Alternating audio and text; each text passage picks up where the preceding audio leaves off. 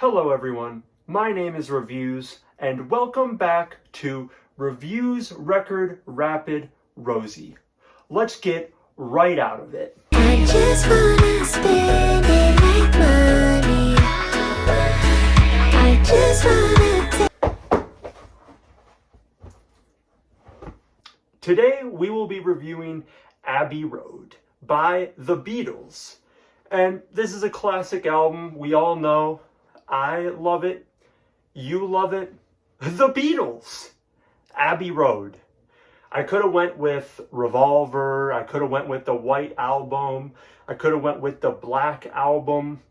I could have went with the Blueprint Volume 3. But today, we're doing Abbey Road. And it's a classic. You already know it's a damn classic. People have been studying this in textbooks for years. Ancient history, lore, mesothelioma.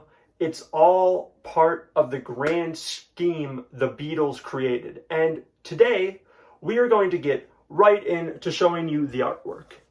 And the artwork, this was actually done by me. I did it fully. Nobody else created this. It's just my own creation. So here's the art. Don't look at it. I'm going to take it away right now. And for those who want it, here's a worse look at it. Yeesh. And if you look over here, you will see me a couple weeks ago. I just got out of the shower. I don't really know what I'm doing there. I feel like I'm supposed to be putting something else over. As does every Beatles reviewer have to do, we are going to start from the start with Here Comes the Sun.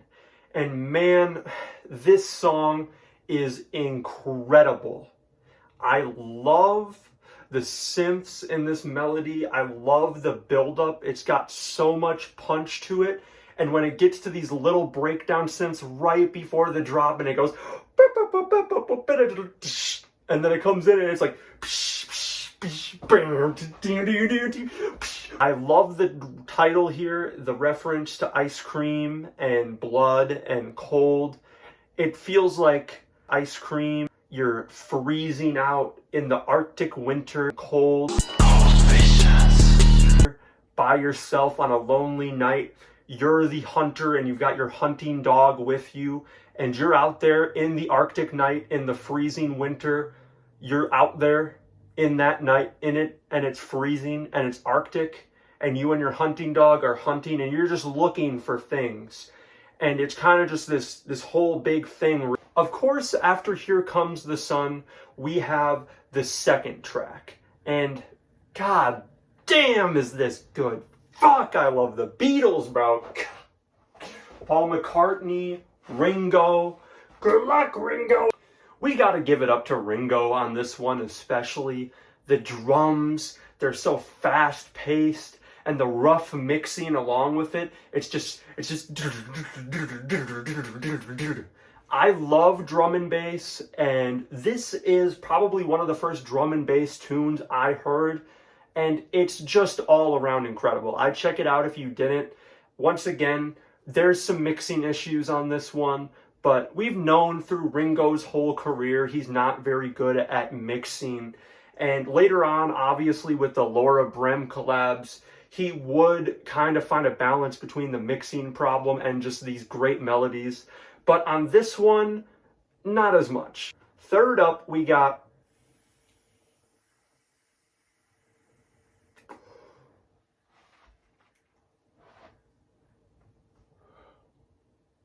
Dubstep Killed Rock and Roll. And this is where we really get into the meat of the matter.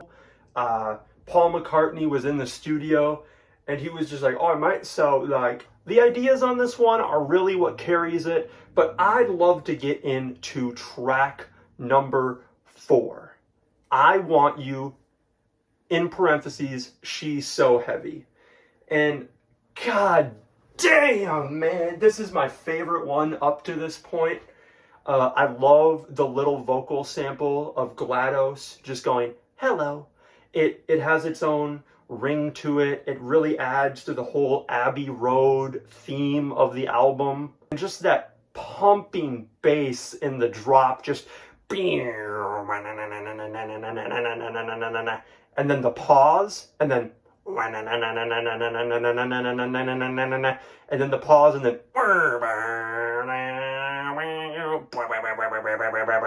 at track number 5 we have Maxwell's Silver Hammer, and this is one that people kind of sleep on in the album.